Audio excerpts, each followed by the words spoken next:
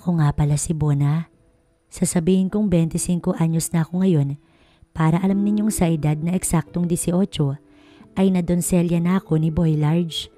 Nagsimula ang lahat nung tamaan ng malakas na bagyo ang probinsya namin at napilitan ako lumuwas sa Maynila upang makipangamuhan sa asawa ni Boy Large. Alas 10 na ng umaga nang makarating ang bus na sinakyan ko papunta sa Maynila. Ngayon pa lamang ako nakarating sa lugar na to, kahit na kung tutuusin ay sa Tarlac lang naman ang probinsyang kinalakhan ko. Pumaroon ako para magtrabaho sa malayo ko ng pinsan na si Ate Nanita. Tubong Tarlac din siya na nang mapadpad sa Maynila noong siya ay 18 na, hindi na nakabalik sa lugar namin sa probinsya dahil umaasenso na raw. Dumadalaw naman siya sa amin kaya nga rin na makapag-isip na ako na kilala ko naman siya. Kilala ko na si Ate Ninita kaya hindi na mahirap sa akin na magtrabaho bilang kasambahay sa kanya. Kailangan din namin talaga ngayon. Kailangan ng pamilya ko dahil nasalanta kami ng bagyo kamakailan lang. Actually, para nga sa akin ay blessing in disguise pa nga ang bagyo na naganap dahil napayagan ng itay at inay na makaalis sa probinsyang yun. Mataas din kasi ang aking pangarap. Hindi ako impokrita. Gusto ko ring makatungtong sa ibang lugar para naman makadama ko ng kahit kaunting ginhawa. Sakto lang pala yung oras ng sundo ko sa'yo. Nalingunan ko na si Ate Ninita bago ko pa muli siyang i-text. Kaagad niyang kinuha ang isang bag sa dala kong 3 bag na sakto lang ang mga laki. Magandang umaga Ate Ninita. Magalang kong bati sa kanya. Tara na. Aniya sa akin. Nauna siyang naglakad sa akin. Sinundan ko na lang din siya. Parang nagmamadali Kahit nakita ko naman ng ganoon siya manamit, halos subad na, nagulat pa rin ako dahil pampublikong lugar ang pinagsusunduan niya sa akin. May tricycle na naghihintay, bilisan mo Bona. Opo Ate Ninita, tipid kong tugon at saka ko naisip na may tricycle naman pala, kaya siguro ganoon ang suot niya, halos hubo na. O dapat ko lang nasanayan ng sarili ko sa mga babae sa Maynila dahil nang matahak na namin ang lugar kung saan daw nakatira si Ate Ninita. Halos lahat ng babae ron ay may mga nakaluwa ang hinaharap. Hindi naman ako inosente talaga sa ganito. Talaga lang nagugulat ako na heto. Narito na ako sa lugar kung saan dati ay sa mga palabas sa TV ko lamang nakikita. Maraming batang nagtatakbuhan at naglalaro. May estero. Maraming taong nakatambay sa lugar. Oh, sino yung magandang bata na kasama mo Ninita? Hoy ano yan? May kinuha ka ng katulong nyo? Nako, batang bata yan Sariwa. Tapos ang asawa mo, medyo mahilig. Paano ka na niya Ninita? Hagalpak ng tawa ang grupo ng mga babae at lalaki na nadaanan namin ni Ate Ninita. Wala ko naunawaan sa sinabi ng isa sa kanila. Pero hindi yata at nabanggit nitong may asawa si Ate Ninita. Hindi ko alam. Hoy, magsitigil nga kayo. Pinsan ko to kaya maganda. O kasing ganda ko, diba? Tugon ni Ate Ninita sa mga taong yun. Nagkabiroan pa sila. Ako naman, tipid na tumango lamang. Binili naman sa akin ng itay na maging magiliw at matutong makisama sa mga tao rito. Kaya ngumiti na rin ako pagkuhan. Huwag mong intindihan ang mga yan, Bona. Ganun talaga yung mga tao sa lugar na to. Mga chismoso at chismosa. Okay po ate. Tanging na itugon ko na lamang. Tipikal na tagpo sa mga napapanood ko sa TV. Maging ang mga bahay na nadadaanan namin ni Ate Ninita. Isa rin doon ang sa kanya. Maliit, may gulong sa ibabaw nito at nito ko lamang nalaman na para pala sa bagyo upang hindi tangay ng yerong bubong ay ang malaking gulong ang mabisang pandagan doon. Maraming kagamitan ang bahay ni Ate Ninita kahit na maliit lamang. Maayos din yun. Mabango kahit nasa tabing estero. Maliit lang ang bahay ko. Kinuha lang naman kitang kasambahay para may maiwan dito kapag wala kami ng asawa ko, Bona. Sabi ni Ate Ninita. Nagsindi siya ng sigarilyo. Wala naman pong problema. Tumango siya.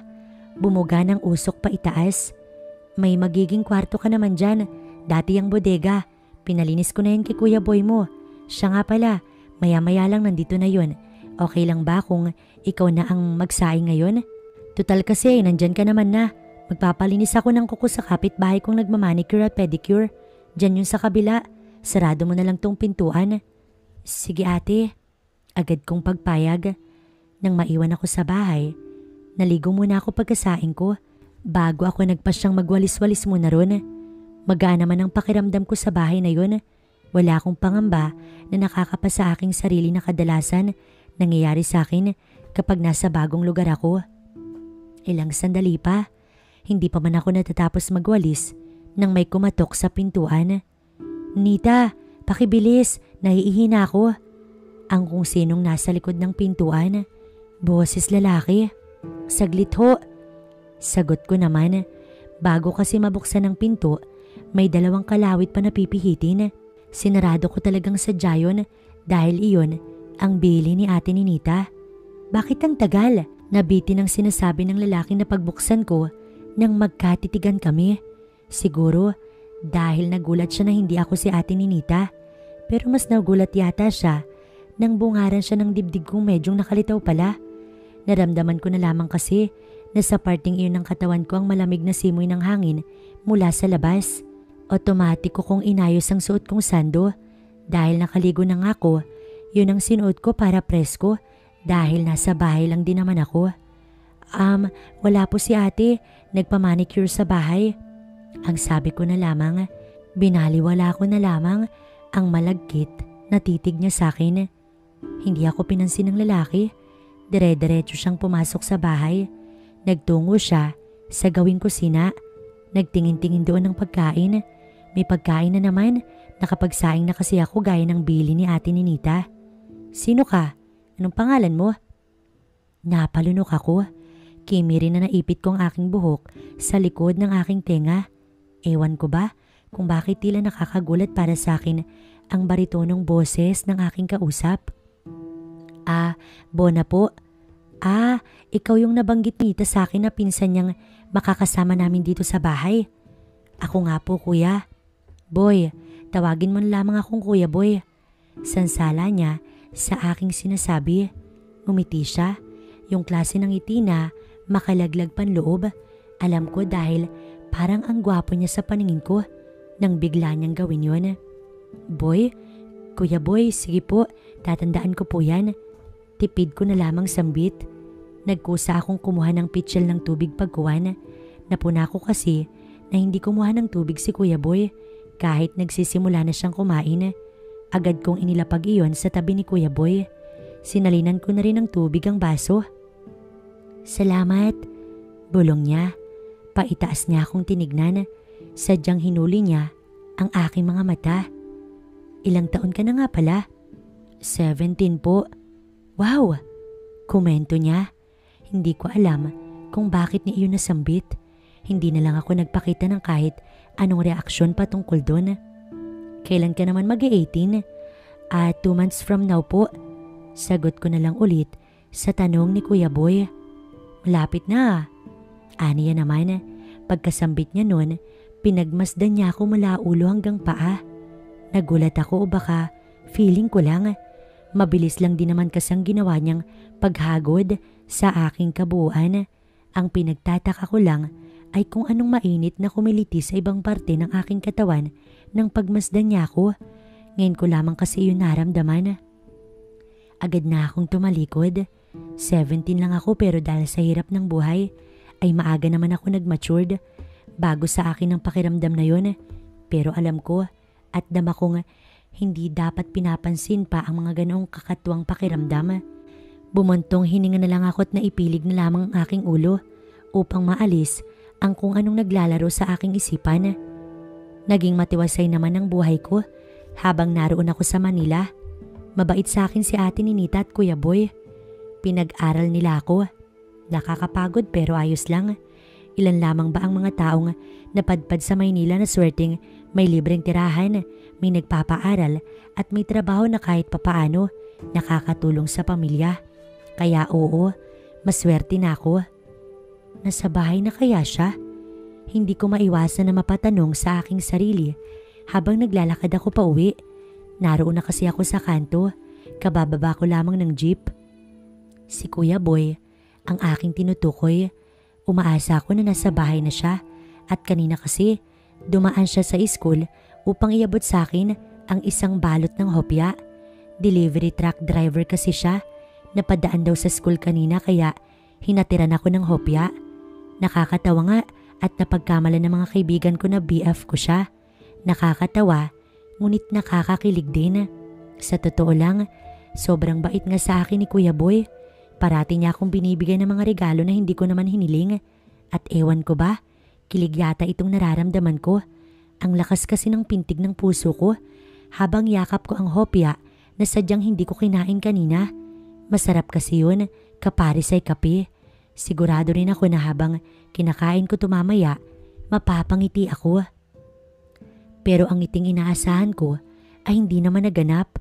Nang makauwi na kasi ako, ay napakunot noon ako sa ingay na aking naulinigan. May mga umuungol, may tunog ako naririnig na tila nagabulan ng hininga. Marahas ang tunog, nagmumula iyon sa kwarto. Dahan-dahan kong nilapitan ang pinto ng kwarto ni na Ate Ninita at Kuya Boy.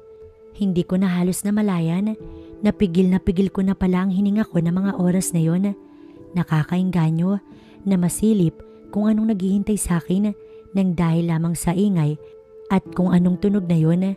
Habang papalapit ako sa pinto, unti-unti kong natiyak na ang mga tunog na naririnig ko ay nagmumula kay Ate Ninita at Kuya Boy. Kinabahan ako. Sa nanginginig na mga palad, kumapit ako sa siradora ng pintuan. Inunti-unti ko lang ang pihit upang hindi ako makagawa ng ingay. Nang mapihit ko na ang pinto, panlalaki na mga mata ko ang kasunod. Agad ko kasing namataan na parang aso si Ate Ninita, habang parang hinete ng kabayo naman si Kuya Boy. Pareho rin silang pawisan, parehong naglalabas ng ingay mula sa mga lalamunan. Laking probinsya man, ay may nalalaman naman ako sa napagmamasdan ko ng mga oras na iyon. Alam kong gawain lamang iyon ng mag-asawa, pero iba pala kapag dalawang mga mata mo na ang nakakasaksi ng live sa gawain na iyon. Kinaumagahan, late na talaga akong gumising. Hindi kasi ako masyadong nakatulog. Napuyat ako kakaisip ng mga nasaksihan ko. May kakaibang dating sa akin yun. Kahit anong pagkakaila pa ang gawin ko. Bona, masama ba ang pakiramdam mo kaya hindi ka nakapasok? Katok sa akin ni Ate Ninita. Bumuntong hininga ako bago bumangon. Oo te, simple kong tugon. Pero gising na po ako, iinuman ko lamang to ng gamot. O siya, ako yaalis na ano. Paalam niya sa akin. Hindi naman ako tumugon. Narinig ko na rin ang mga yabag ng papalayo niyang mga paa. Kumilos na ako. Nasisiguro ko kasing maiiwan na kami roon ni Kuya Boy. Agad ako natigilan. Naisip ko kung tama ba ang aking nadarama. Anong meron sa pakiramdam na to at bakit parang handa yata akong suwayin ang tama at mali. Bona, aalis na rin ako. Sa Pangasinan kasi ang biyahe ko ngayon. Ani Kuya Boy, hindi na ako nagulat ng katuking niya ako dahil sa sinabi ko. At kahit nasabik ako sa isipan na kami na lang ang naiwan sa bahay, natigilan din ako. Hinintay ko talaga ang pag-alis ni Kuya Boy. Sa huli, mas pinili ko pa rin ang alam kong tama kahit gulong-gulo na ako. Nasa ganoon akong pag-iisip nang ang mga yabag naman ng lalaking gumugulo sa akin ang narinig ko nang umalis. Tsaka na ako nag-decide na kumilos talaga. Marami pang gawain na naghihintay sa akin. Kahit mabait sa akin sina Ate Ninita, hindi ko naman nalilimutan na ako ay kanyang pinapasahod. Nang makalabas ako ng silid na inuukup ako, naalala kong itali ang aking buhok. Sa pagkabigla ko sa katok ni Kuya Boy, nakalimutan ko nang ipunin ang buhok ko para iponytail. Kanina pa kita inaabangan na lumabas sa kwarto mo. Nanlaki ang mga mata ko sa gulat. Malakas din ako napasinghap. Eksakto kasi na nakataas ang aking mga braso. Bigla ay lumitaw mula sa kung saan si Kuya Boy. Niyakap niya ako. Mas lumakas ang pagsinghap ko nang hapitin niya ako ng mahigpit. Ang palad niya ay talaga namang nararamdaman ko. Ang bibig niya ay nasa bandang leeg ko. Alam kong nakita mo kami ni Ninita kahapon. Bulong ni Kuya Boy. Kung nagsiselos ka, wag muna. Talagang pinakita ko yun sa'yo upang magkaroon ka ng ideya kung ano magaganap sa atin sa araw na ikaw ay magdi-18 anyos. Para akong baliw Ninamnam ko talaga ang kanyang haplos. Kung hindi kalabisan, sasabihin kong pati ang kababanggit niya lamang na tila pangako ay akin ang hinihintay ngayon pa lamang. Wala na. Nang araw na yon, na-realize kong hulog na ako sa bitag ni Boy Large. Kahit halik, haplos at pagpapadama pa lamang ng kaibigan niya ang ginagawa niya sa akin. Gabi ng ika-18 kong kaarawan, masaya ako sa araw na yun dahil kaarawan ko. Nagkaroon ako ng maliit na handa sa isang restaurant. Sinundo ako ni Kuya Boy kanina. Siya rin ang nagsabi sa utos ni Ate Ninita na magsama ako kahit 5 kaklase bilang handa nga sa birthday ko na sinagot nila. At syempre, hindi ko na itatago sa sarili ko na masaya ako na pagkatapos ng biyahe ni Kuya Boy sa Pangasinan ay nakauwi siya sa araw ng aking kaarawan. Ewan ko ba, baliw na yata ako. Alam kong mali ang nararamdaman ko, pero may parte sa akin na para bang kayang-kaya na sumigi kahit malito. Masaya ka ba? Pasensya na ha, yun lang talaga ang nakayanan ni Ate Ninita. Ngumiti ako. Mabait si ate kaya medyo nakakakonsensya na nga talaga ang mga kakaiba kong nararamdaman sa kalibing niya. Ngunit naroon ako sa point na hindi ko na yata makokontrol ang aking emosyon, lalo at kinakain na ako nun araw-araw. Oo naman te, salamat ha. Kahit malayo ako sa probinsya, nakakapag-celebrate ako ng birthday ko dahil sa tulong mo. Pasasalamat ko sa kanya. Kasalukay naming hinihintay si Kuya Boy sa loob ng tricycle na tsak kong inarkila nilang mag-asawa para lamang sa aking kaarawan. Inutusan kasi niya ang huli na bumili ng cake sa nadaanan namin na bake shop para raw ma-feel ko na birthday ko hanggang sa pag-uwi ng bahay. Dahil araw ng Biyernes ngayon, sa araw ng Linggo na lang ako magsisimba bilang pasasalamat sa panibagong regalong buhay sa akin ng Panginoon. Wala yun, tugon ni Ate Ninita. Naging napakabait mong bata habang nananatili ka sa amin at talaga namang natutulungan mo ko sa malaking paraan nang hindi mo lang nalalaman kung gaano, kaya dapat lang sa'yo ang simpleng celebration na yun. Initian ko siya ulit. Hayaan mo te, pag uwi natin, kaagad kitang hahainan ng masarap na cake dahil sa nakuha kong pambobola mula sa'yo. Pagbibiro ko sa kanya, nagtawanan kami. Nang dumating na at pumesto na sa driver's seat si Kuya Boy, tsaka ko nalaman na bukod pala sa alam kong trabaho ni Ate Ninita sa umaga, ay mayroon pala siyang trabaho sa gabi na tila on-call lamang. Yun ang pagkakaunawa ko sa palitan nila ng salita ni Kuya Boy. Ibababa namin si Ate Ninita sa kung saan magbibigay siya ng instruction kay Kuya Boy habang kami naman ni Kuya ay uuwi na. Ang dinig ko pa, bukas ng umaga yung uwi ni Ate Ninita. Kung anong klaseng racket ang sinasabi niya na para bang inaayawan ni Kuya Boy pero itinutuloy pa rin niya at sayang daw ang kita ay hindi ko alam. Hindi pa ako masyadong exposed sa kalakaran ng mundo. Kahit napunta ako sa Maynila ay bahay-eskwela lang ang pinupuntahan ko dahil nga naroon ako upang magtrabaho at hindi para maglibang. Sa mga narinig ko, bigla akong kinabahan na ewan. Isipin ko pa lang na may iwan kami ni Kuya Boy sa bahay. Kinikilabutan na ako sa hindi ko malaman na dahilan. Basta ang alam ko lang, may kakaiba ko na darama sa kinakasama ni Ate Ninita. May kakaibang nangyayari o pinukaw sa akin ng tagpong namataan ko sa pagitan nila nung nakaraan. Natutokso nga akong hawakan ng sarili ko at gayahin ang nakita kong ginagawa ni Kuya Boy kay Ate Ninita. Wala kami na pag-usapan ni Kuya Boy habang nasa biyahe. Iniwasan ko rin siyang tignan dahil bago umalis si Ate Ninita kanina, alam ko naman na hahalikan niya ito. Isa pa nga iyon sa labis na pinagtataka ko. Hindi ko na talaga maunawaan ang aking sarili. Happy birthday, Bona. Agad na ani Kuya Boy sa akin nang mailapat niya na pasara ang pinto ng bunting bahay na aming tinutuluyan. Nang lingunin ko siya, ay nakagulatan ko ang ginagawa niya. Gumigiling lang naman siya sa akin. Dahil nga lahat ay galing sa labas ng bahay. Lahat ng bintana sa bahay ay mga nakasara. Hindi ko na kailangan na alamin kung safe ba o ano. Nasisiguro ko naman din na hindi kikiwal ng ganoon si Kuya Boy kung hindi sigurado. Sa kanyang pagkiwal at pakikipagtitigan sa akin, agad ako nagpaanyaya sa sarili ko. Unti-unti ko ring ginaya ang ginagawa niya. Hindi namin nilisan ang mga mata namin sa bawat isa. Aaminin kong masaya pala sa pakiramdam ang ganoon. Tila ba, buhay na buhay ang dugo ko. Na-excite ako, nakakaramdam ng kilabot. At nang makalapit na si Kuya Boy sa akin, ay para bang may malakas na boltahe ng kuryente ang bumalot sa aking pagkatao. Lalo na nang hawiin niya ang may kahabaan kong buhok at ipinaling niya iyon sa aking isang side upang magkaroon siya ng agarang access sa aking leeg. Mariin ako napapikit nang dumampi ang labi niya sa aking leeg. Kusang humaplos payakap sa kanya ang aking mga palad. Alam kong malito, ngunit sa mga sandaling yon, hindi ko mahanap ang sagot sa katanungan na makokontrol ko pa ba ito. Nakahanda ka na bang sumigaw? Bulong niya sa akin.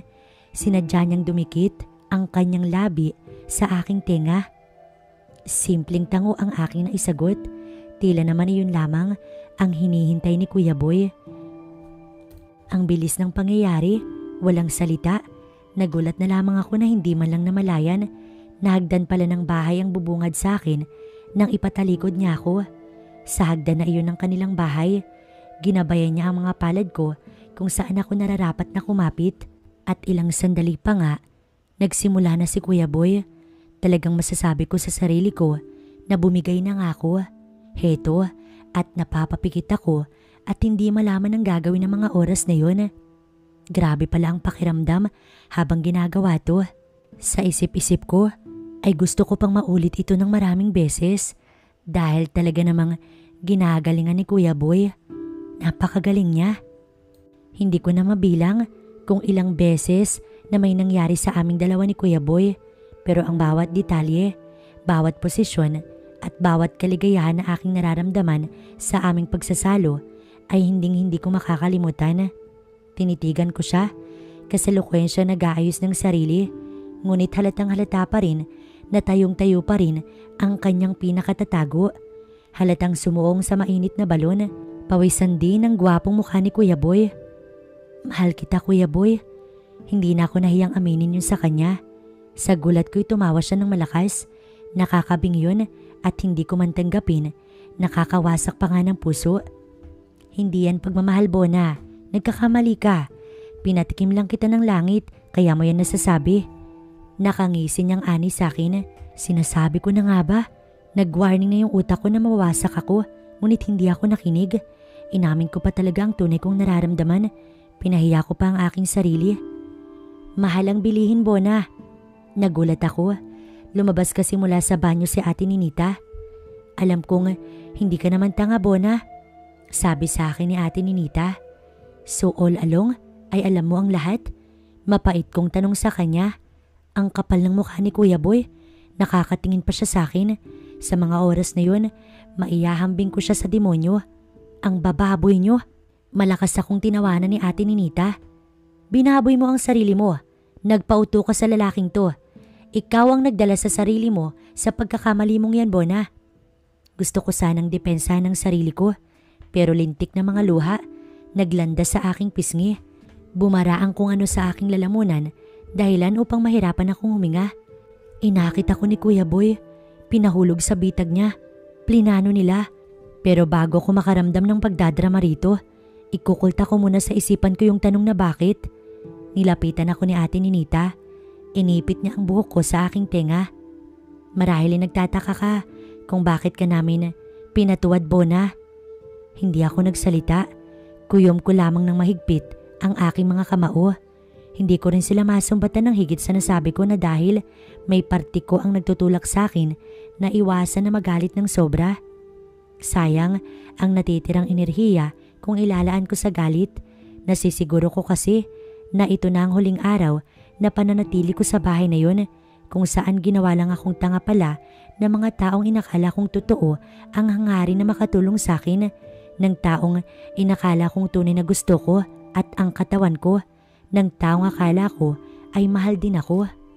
Ayaw naman kitang pahirapan kaya heto na yung malaking sorpresa namin sa'yo. Nasorpresa nga ako. Sa muling pagbabalik kasi nang umalis na si Kuya Boy, may kasama na itong foreigner. Napakalaking tao na kano. Halos kasing laki ni Boy yan, kaya hindi ka na mahihirapan. Ilaban mo na yan, Bona. Madatong yan. Ani pa ni Ate Ninita sa akin sa pabulong na paraan. Bakit hindi ikaw? Nakuha ko pang itanong. Ano ka ba? Matanda na ako. Mahina na yung tuhod ko. Kapag pinatiwarik ako niyan, hindi ko nakakayanin. Masyado ko nagtiwala sa taong to. Mas nakakasuka nga ring isipin na pumatol ako sa kinakasama niyang walang kasing gago. Magkano yung magiging komisyon niyo rito? Tanong ko sa flat na tono. Naroon na rin lang kami. Magkaprangkahan na kami. Baka sa mundong to ay ganoon talaga. Nakukuha yung ibang gusto natin sa pakapalan ng muka. Malawak na napangiti si Ate Ninita. Tsaka niya binulong sa akin ang mga katagang nakakagulat naman na hindi ko kinabigla. Ang komisyon daw nila ni Kuya Boy roon ay kayang-kaya na silang ilayo sa mabahong lugar na yon. Buntis pa raw siya't manganganak. Pwede na ring panimula sa negosyo ang iba kasi umasa sila sa kakarampot na kita ng kinakasama niya. May pangluho na rin daw at ang pinakamahalaga at finale, kayang hugasan ng halaga ng komisyon na iyon ang bahid ng pagkakamaling nagawa ko sa kanila. Kahit pa iyon ay dahil naman sa kababuyan nila. Sige, pumapayag na ako. Kapirasong salita, ang bigat sa aking dibdib ay tila nadaganan pa ng bolang bakal sa bigat. Hindi ako baliw para kumbinsihin yung sarili ko na ayos lang ako. Pero napakalaki pala talaga kung mabayad ang foreigner. Kaya na rin na mapatayuan ng babuyan ang mga magulang ko sa probinsya. Tumatawa pang hinagi sa akin ng kano ang mga dolyar. Parang aso, naginapang ko ang mga papel na pera sa kanyang hinagis. Para dagdagan niya ang mga perang yon, hindi ko siya hinayaang makaalis. Kaya naman ginawa ko ang bagay na magugustuhan niya. Tama nga si Ninita, bata pa ako. Sayang ang pagkakataon na yon. Tutal naman, nagpawarak na ako kay Boy Large. Nang magbalik sa kasalukuyan ng gunita ko, ay sumabay nang matapos ang paghitit ko sa sigarilyong hawak. Naipilig ko na lamang ang aking ulo sa alaalang yon sa aking masalimuot na karaan na ako at ang mag-asawang Ninita at Boy lamang ang nakakaalam.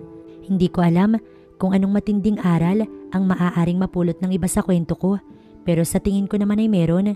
Simple lang, matuto kang makiramdam sa paligid mo at huwag kang padalos-dalos sa katangahan. Lahat ng gawin natin ay pinagsisisihan natin sa huli at wala sa simula.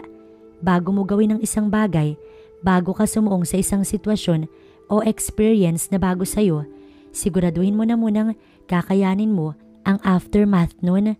Once kasi na nagawa mo na at nariyan ka na, hindi mo na mababawi pa ang mga desisyon. Kaya pinag-isipan mo man o hindi yun. Kung tatanungin mo naman ako kung nakatagpo ba ako ng Prince Charming ko sa kabila ng mga pinagdaanan ko, oo naman, may taong para sa'yo kung pagbubuksan mo lamang ulit, kung magtitiwala ka lamang ulit, kung alam mo ang salitang kaakibat ng limitasyon. Sabi nga nila, ang pinaka-the best na klase ng pag-ibig ay yung nakakagising ng sira at tulog mong kaluluwa, yung pagmamahal na sasamahan kang makamit ang goal, yung magbibigay sa'yo ng peace of mind, ng pag-asa at ngiti sa araw-araw, kahit ma-realize pa ang size. O, nakatingin ka na naman sa ano ko. Bumungis-ngis ako. Sa tuwing naroroon na si Buko, napapahagik-gik talaga ako. Siyempre aba, iniisip ko kasi kung maglilihi ba ako, ay anong pipiliin ko? Footlong o lata ng dilata? Biro ko kay Buko, short for buhay ko. Pero ang tunay niyang pangalan ay Dudong. Si Dudong ay napakaraming kapintasan. Pangit na nga ang pangalan, napakaliit pa ng size. Tapos, nung makilala ko siya ang dugyot pa, naawa lang ako ng isang gabi na walang kapokpokers ko ang pumili sa kanya sa grupo ng mga lalaking dugyot. Parokyano na sa beer house na napasukan ko pagkatapos kong maging kasambahay kay Ate Ninita. Parokyano na sila, ngunit wala talagang pumipili kay Dudong. Nang minsan na matumal, pinatos ko na. Mrs., hindi mo na dapat tinatanong yan, nakapili ka na kasi. Mahimbing na ani Dudong sa akin. Nilapitan niya ako. Mula sa aking likod, niyakap niya ako. Kiniskis ang kakapiraso niyang pinakatatago. Tama ka Buko, nakapili na nga ako. Napili ko na yung dilata. Marami kasi akong pangit na karanasan sa mga footlong. Yung footlong nung nakaraan, walang ketchup. Diyos ko, biro ko dito. Sabay kaming natawa. Pagkatapos naming magtawanan, napatitig kami sa isa't isa at hindi na namin kailangan magsalita pa. Agad-agad ay naganap ang bagay na iyon sa amin.